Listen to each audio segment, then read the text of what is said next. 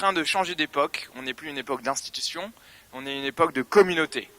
S'il y a un point commun dans toutes les interventions des Batmen et des Batwomen de ce matin, c'est quoi? Ils sont rentrés chez eux dans leur entreprise et ils ont fait quoi? J'ai parlé à 2 collègues, nous dit Lewis, qui étaient des développeurs ou je ne sais plus sur quoi ils travaillaient. Malia, en bonne abeille, on a parlé à 100 personnes d'un coup. Qu'est-ce qu'elle nous a dit? Florel nous a dit, moi je me suis aperçu que en parlant, j'avais 5 ou 6 collègues qui imaginaient quelque chose sur le logo de Sourire. Ça commence toujours pareil, on rentre et on a des gens autour de soi qui sont nos alliés, avec lesquels on bâtit un embryon de quelque chose. C'est ça notre thème cet après-midi. Les printemps arabes, les évolutions du XXIe siècle nous enseignent que nous sommes une ère de communauté, nous sommes une ère de mouvement. Et c'est le thème de l'après-midi.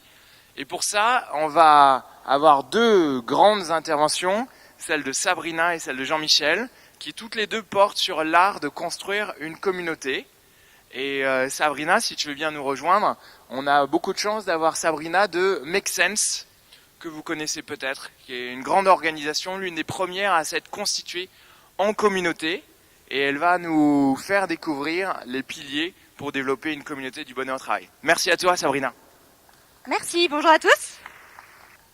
Donc, bonjour à tous, je m'appelle Sabrina, je viens de la planète Make Sense. Je vais vous en parler dans quelques instants. Petit sondage d'abord, qui parmi vous connaît Make Sense? Ah, ok. Oui, par contre je vais garder ça. Merci. Hop, pas de souci. Ok, deuxième question. Qui parmi vous participe, anime peut-être une communauté dans son entreprise d'ailleurs, comme dans sa vie privée? Ok. Et qui parmi vous n'a aucune idée de ce qu'est une communauté? C'est pas grave. On peut tous dire. Ok, on démarre. Pour commencer, mais qu'est-ce que Make Sense? Make Sense est né il y a 7 ans de cela. On avait à l'époque 2 backpackers, 2 étudiants en école de commerce qui étaient partis faire le tour du monde chacun de leur côté et qui ont fait le même constat. Partout dans le monde, il y a des entrepreneurs sociaux et environnementaux qui portent des solutions aux grands problèmes que rencontre notre époque et qui ont des défis que connaissent d'ailleurs toutes les entreprises, des défis de recrutement, des défis de développement, des défis de levée de fonds, mais qui sont plutôt seuls pour les relever. Quand on est entrepreneur social, on a tendance à démarrer tout seul avec un stagiaire ou tout seul avec son cofondateur et voilà quoi. Et le constat 2, c'était ok, mais en face, il y a des gens comme vous, comme moi, qui sont touchés par ces sujets-là, qui ont envie d'agir pour, je sais pas, la cause des réfugiés, contre les violences faites aux femmes, pour la réduction des déchets, mais qui ne savent pas comment faire, qui n'ont pas vraiment peut-être parfois le temps de le faire, ou qui ne se retrouvent pas dans les méthodes traditionnelles d'aide, de bénévolat. Et Make Sense, qu'est-ce que c'est? C'est de faire rencontrer ces deux, les défis et les volontés d'aider, donc ces 2 mondes, et de faciliter leurs échanges et leur coopération. Et c'est comme ça qu'aujourd'hui, Make Sense, c'est une communauté de plus de 30 000 bénévoles partout dans le monde qui aident près de 2000 entrepreneurs sociaux qui bénéficient donc de l'action de cette communauté. Comment en fait est-ce qu'on organise cette rencontre? C'est un peu ça le nerf de la guerre. Comment on fait pour que des personnes s'engagent? On a mis en place un parcours d'engagement pour tous ces citoyens qui ont envie de contribuer à résoudre ces grands défis socio-environnementaux avec les entrepreneurs sociaux. La première chose, pour nous, c'est en fait d'informer ces personnes, de leur dire voilà où sont les problèmes majeurs, voilà quels sont les moyens alloués pour lutter contre tel ou tel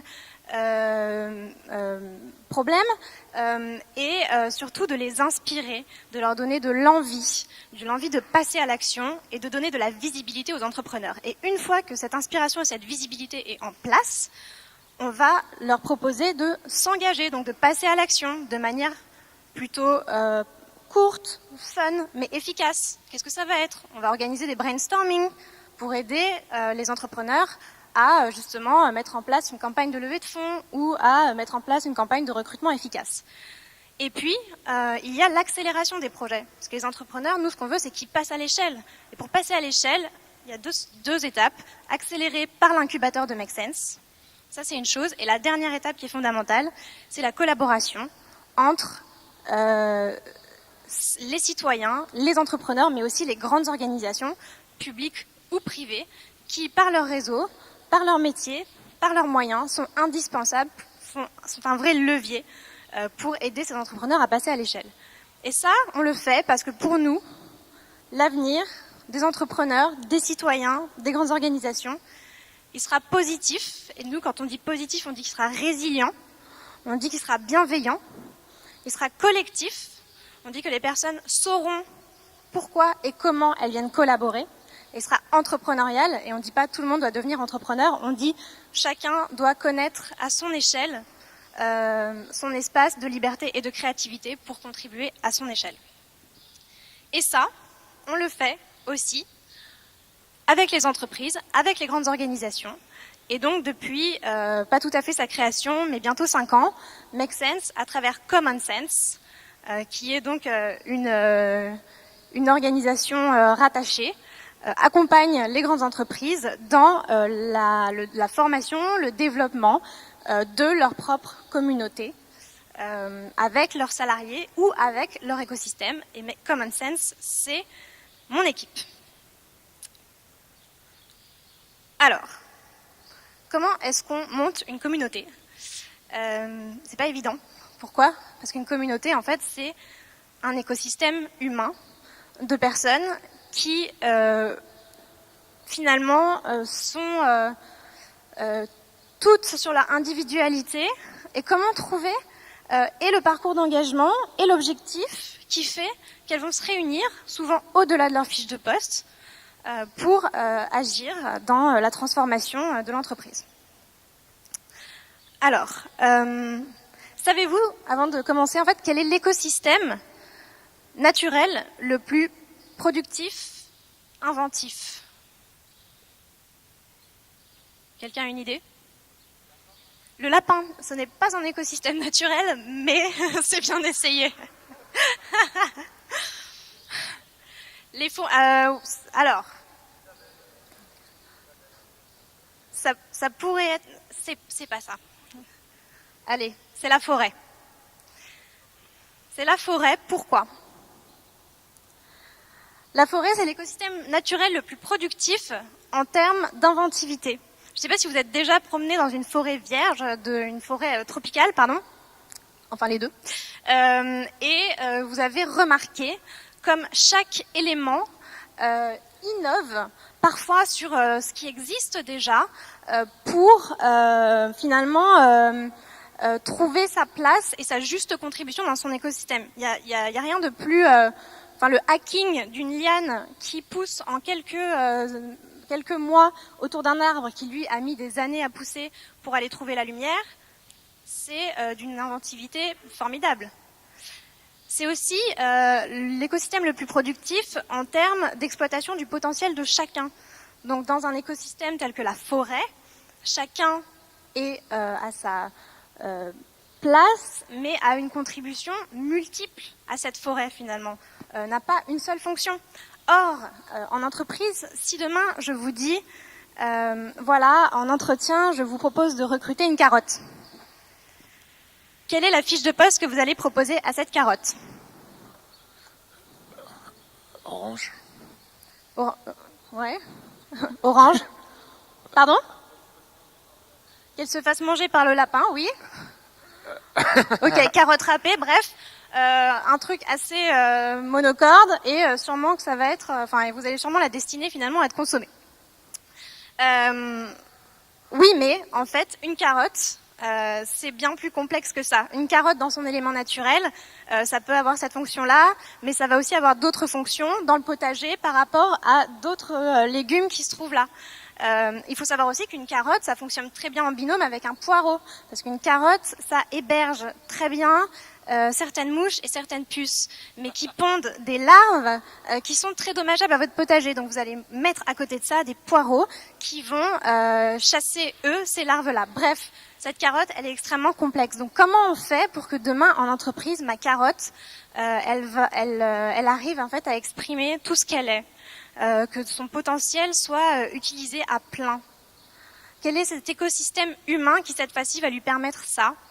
Pour nous, je vous pose pas la question parce que vous me voyez venir avec mes gros sabots, mais c'est la communauté.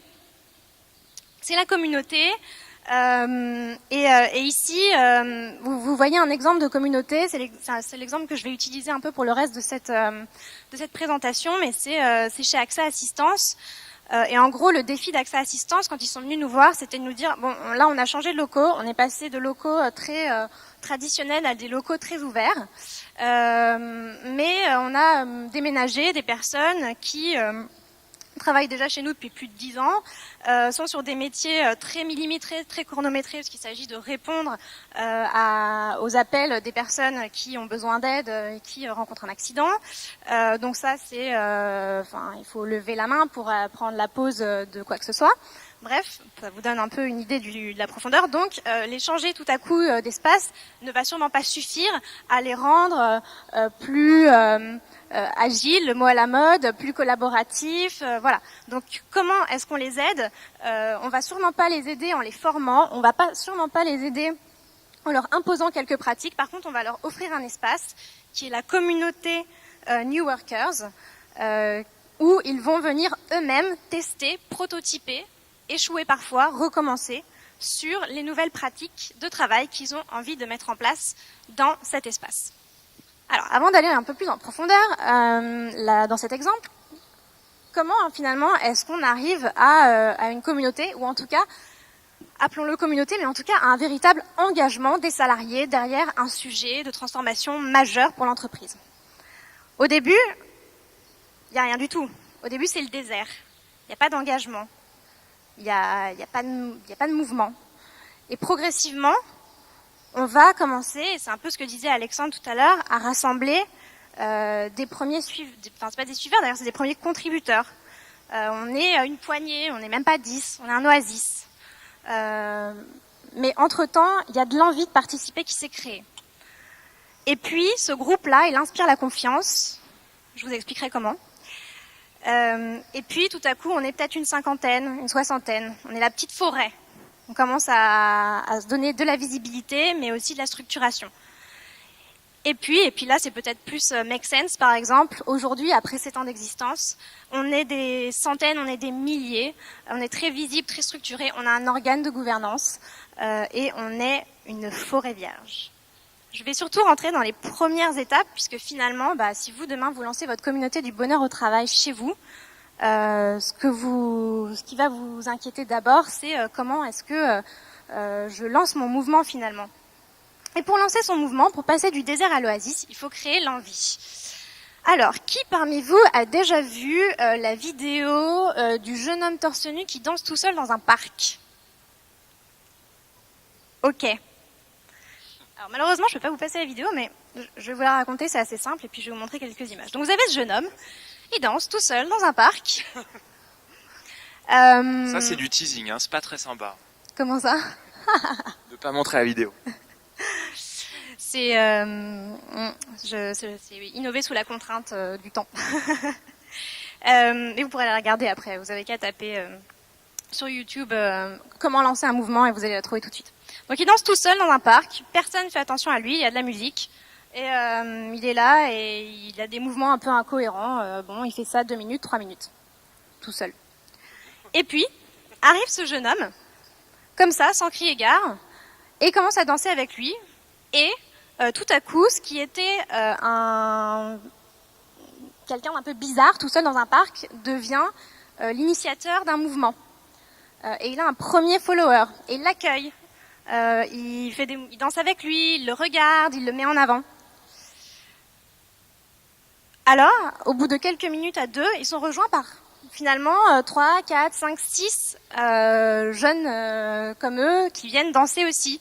Et là, tout à coup, ce jeune homme un peu étrange devient un leader finalement, le leader de son mouvement. Et tous les followers, qui sont maintenant des contributeurs, proposent des mouvements, partagent leur envie et font que progressivement, ils sont des dizaines et que finalement ceux qui restent encore autour à observer deviennent un peu les bizarres du groupe, quoi, de la bande.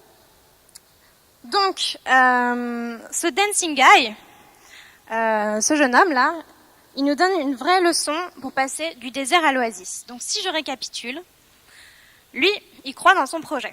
Il y croit à fond, il danse, il ne s'arrête pas, et il y a quelque chose d'autoréalisateur là-dedans qui va finir par fonctionner. Il a créé l'envie. Il a créé l'envie chez une personne. Et puis, à deux, progressivement, à force de persévérer, chez deux, chez trois. Finalement, ce dancing guy, qu'est-ce qu'il a aussi qui est intéressant? Il a une identité, il a une personnalité, mais qui sont très simples, qui sont très accessibles. Il n'y a rien d'élaboré là-dedans, il n'y a rien qui fait peur, qui dit c'est trop dur, c'est pas pour moi, c'est trop de travail. Au contraire, c'est fun, c'est très visible, il est au milieu tout seul d'une pelouse, et puis c'est simple. Et ça, c'est un peu des conditions de départ pour que des personnes se disent « Ok, je peux me permettre de rejoindre ce mouvement, surtout en entreprise », où très souvent, un des freins principaux, c'est « j'ai pas le temps, j'ai déjà trop de travail, j'occupe déjà le poste de 2 personnes », ce qui sont pas du tout des excuses, c'est vrai. Donc, c'est important de leur faciliter le passage à l'action. Et puis, c'est très important aussi de valoriser les premières personnes qui rejoignent votre mouvement, de les traiter comme votre égal, de les impliquer immédiatement.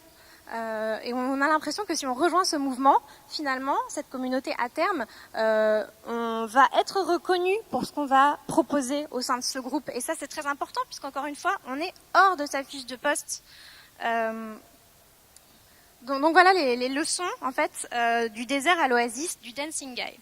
Et lancer un mouvement, finalement, ça n'a jamais été aussi simple. Ici, c'est Nuit debout. C'était il y a un peu plus d'1 an. Il y avait un engouement pour Nuit debout qui était assez impressionnant. Aujourd'hui, qu'est-ce que c'est devenu? Où c'est?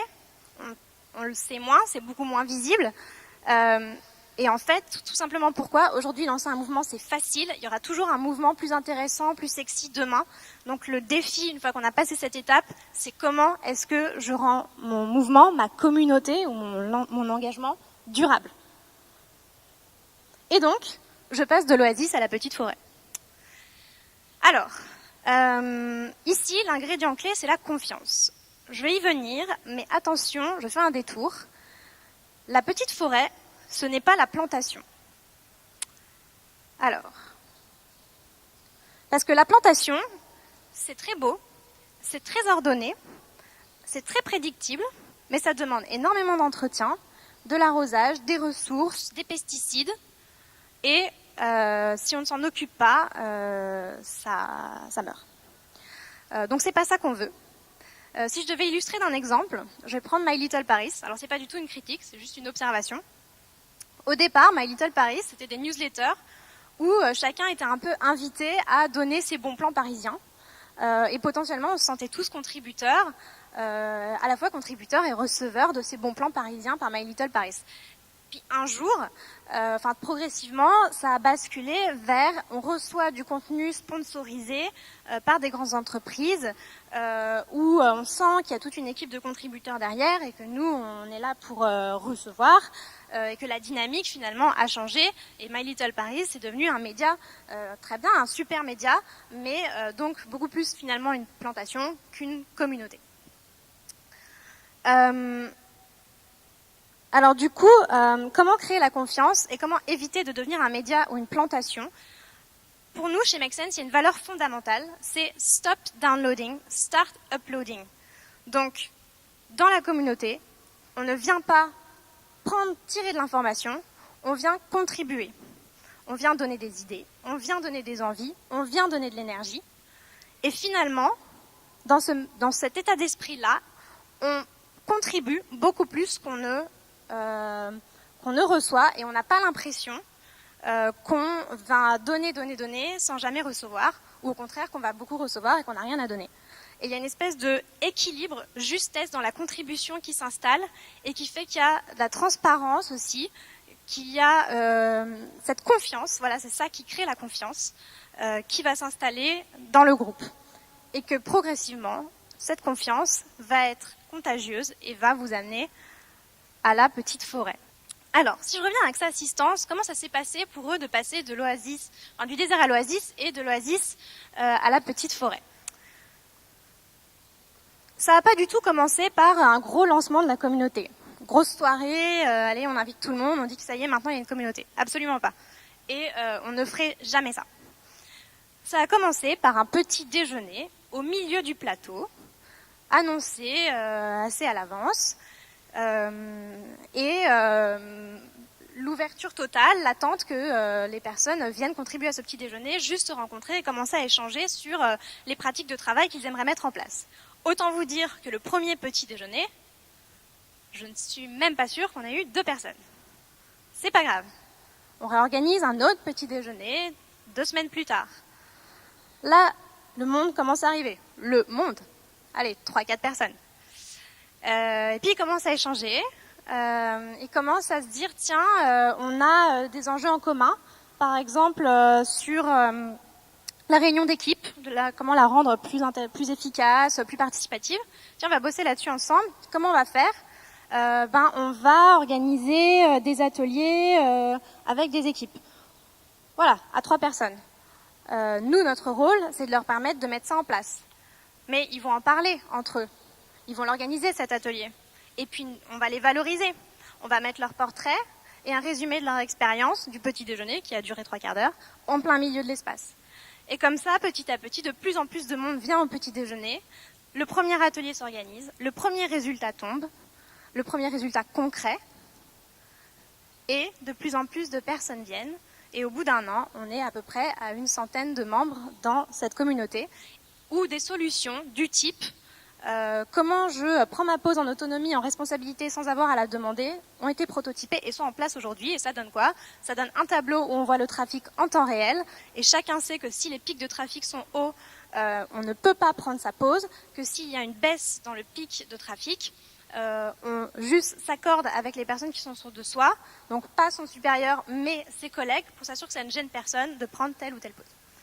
Donc, si je résume finalement, pour être une petite forêt, de quoi a-t-on besoin?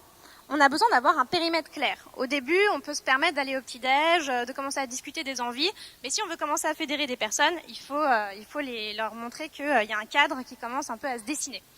Il faut leur permettre de se connecter facilement, donc on leur donne un outil de connexion et d'échange. Et puis, il faut une réflexion sur les activités et les formats. Ok, moi je veux bien venir en dehors de ma fiche de poste, mais comment est-ce que je contribue? Est-ce que c'est efficace? Est-ce que ça a un impact? Est-ce que j'apprends quelque chose? Donc il faut des formats qui répondent à cette question-là. Et puis, c'est toujours la valorisation à ce stade individuel de chaque membre, de chaque contributeur. Et ça, chaque entreprise est différente. Et chez Axa, ça peut être un portrait au milieu du plateau. Ailleurs, ce sera peut-être un peu plus... ça sera parfois tous les 6 mois de pouvoir présenter les résultats de la communauté au COMEX et de mettre en avant les top contributeurs devant le COMEX. Et voilà, c'est l'entreprise, et il faut savoir aussi qu'est-ce qui, dans chaque entreprise, va vraiment valoriser les participations. Et puis une dernière étape, donc je ne rentre pas dedans, mais c'est arriver à la forêt vierge. Je vous dis simplement que ici, la clé, c'est d'arriver finalement à ce que votre communauté soit dans une forme d'autogestion, de que tout ne passe plus par vous, qu'elle s'auto-organise et que ce soit facile, à la fois facile et transparent, d'avoir des activités dans cette communauté-là. Donc si je récapitule, il y a 4 piliers dans votre communauté du bonheur au travail. C'est créer un sentiment d'appartenance fort par un périmètre, une vision partagée. Je sais pourquoi je vais dans ce groupe, on poursuit tous le même objectif. Et cet objectif me touche, j'ai de l'enthousiasme pour cet objectif. Le deuxième, c'est des apprentissages et des réalisations communes, c'est ce que je viens de dire par rapport aux activités, donc je ne reviens pas dessus. C'est l'outil de connexion, c'est le 4e pilier. Ça, c'est très important parce que si les membres ne peuvent pas échanger, travailler de manière fluide et facile, ça ne marchera pas. Si l'information ne peut pas circuler de manière transparente, ça ne marchera pas. Et ça, ça va complètement dépendre de votre entreprise. Il y a des entreprises pour lesquelles ça fonctionne sur l'intranet, mais il y en a aussi beaucoup pour lesquelles ça passe par des groupes WhatsApp, des groupes Facebook, LinkedIn, pour Vinci par exemple. Et c'est comme ça, les salariés sont sur LinkedIn, donc la communauté, elle est sur LinkedIn. Et puis la valorisation, on a parlé de la valorisation individuelle, comment est-ce que chacun est reconnu pour la contribution qu'il a donnée, mais aussi la valorisation, ça sert à quoi? À promouvoir les attitudes qu'on a envie de voir naître de plus en plus dans notre communauté. Et puis, j'allais oublier l'essentiel, c'est l'animation en continu qui est aussi primordiale. Et l'animation en continu, qu'est-ce que c'est? C'est le fait d'avoir quand même toujours une personne, ça va dépendre, 1 heure, 2 heures, parfois à temps plein, ça dépend vraiment des communautés, qui est là pour garantir que chacun de ces piliers c'est le garant des piliers et c'est le facilitateur. C'est en aucun cas le community manager. On ne manage pas une communauté, ce sont des personnes de chair, d'os, qui sont animées par des envies, qui sont là en dehors de toute contrainte. On ne les manage pas, le pouvoir est à eux. En revanche, on facilite leur activité, on facilite leurs échanges, on crée des outils pour eux, pour qu'ils deviennent autonomes qu'ils finalement passent à l'échelle aussi. C'est comme ça, c'est parce qu'on n'a plus besoin d'être avec eux tout le temps et qu'on les a outillés qu'on passe à l'échelle. Alors, je vous propose un exercice qui est l'exercice qu'on ferait sûrement avec vous si on vous accompagnait dans votre communauté du bonheur au travail. Donc vous avez sur votre chaise la couverture fictive de challenge du 8 juillet 2020. Et cet exercice est un exercice de vision qu'on ferait normalement avec un échantillon des premiers membres de sa communauté. Donc vous pouvez le faire avec vos voisins si vous trouvez que c'est plus simple. Et en fait, on se projette dans 3 ans. La communauté a 3 ans et elle est en couverture de challenge. Félicitations. Ça veut dire que vous êtes allé très loin. Bravo. Donc, à votre avis, quel va être le titre que va afficher challenge? Quel est l'élément principal qui illustre finalement votre réussite? Ensuite, quelle va être la photo qui illustre votre réussite? C'est quoi l'image qui va représenter votre communauté? Donc c'est ici. Et les 2 premières phrases finalement qui annoncent l'article. Donc c'est les 2 phrases d'accroche. Ici, en bas, quels sont les témoignages? À votre avis, qui dans 3 ans va venir témoigner sur votre communauté? Quelqu'un de la communauté, c'est quelqu'un de l'entreprise, c'est, je sais pas, c'est un expert, qui va venir témoigner, à votre avis? Et puis sur le côté, ça va être aussi essayer de comprendre quelles sont les petites choses qui ont fait que ça a fonctionné. Donc qu'est-ce qui fait que votre community développeur, il a particulièrement réussi à animer la communauté? C'est quoi son petit secret par rapport à votre communauté? Et puis tout en haut là, finalement, comment s'est passée la collaboration? En fait, surtout ce qu'on cherche à savoir, c'est quoi les petits éléments de bonheur qui, encore une fois, donc plus là au niveau de l'animation, mais au niveau des participants, ont fait que ces personnes sont venues et ont participé à votre communauté. Ok, merci beaucoup Sabrina.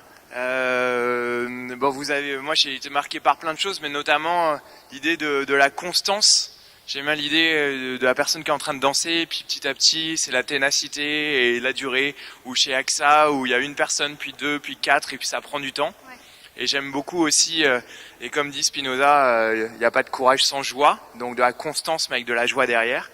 Et puis j'aime bien aussi l'idée de pas de babysitting, ça c'est fort. Une communauté, si on commence à babysitter sa communauté, en fait elle est morte, parce que c'est plus une communauté active. Elle passera jamais à l'échelle. Merci beaucoup Sabrina. L'exercice que tu nous as donné. Merci à vous tous. On peut le poursuivre nous-mêmes, on peut venir vers toi pour commencer à faire les premiers pas pour développer une communauté. Merci beaucoup. Merci, excellente continuation.